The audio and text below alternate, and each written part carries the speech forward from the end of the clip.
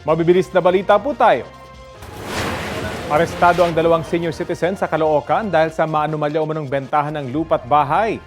Ipinopost nila sa Facebook Marketplace ang for sale umano na house and lot sa halagang 100 hanggang 200,000 piso. Pero pag nakabayad ng buyer ayon sa CIDG, tsaka madidiskubre ang titulo na ibinibenta ay ilang beses na palang naisangla o naibenta.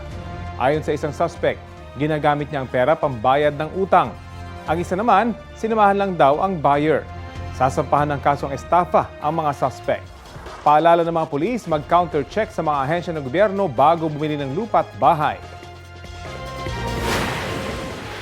5 lalaki ang arestado sa magkakahiwalay na buy-bust operations sa Bicol. 3 ang nahuli sa Bato, Camarines Sur. Nakumpiska mula sa kanila ang 4 na sachet ng umano'y shabu. Matagal na umanong binabantayan ng mga pulis sa mga transaksyon ng mga suspect.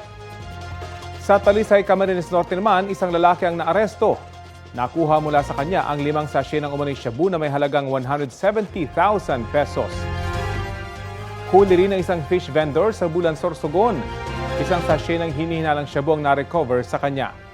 Nahaharap ang mga suspect sa paglabag sa Comprehensive Dangerous Drugs Act of 2002. Kapuso, alamin ang maiinit na balita. Bisitahin at mag-subscribe sa GMA Integrated News sa YouTube. Sa mga kapuso abroad, samahan niyo kami sa GMA Pinoy TV at sa www.gmanews.tv.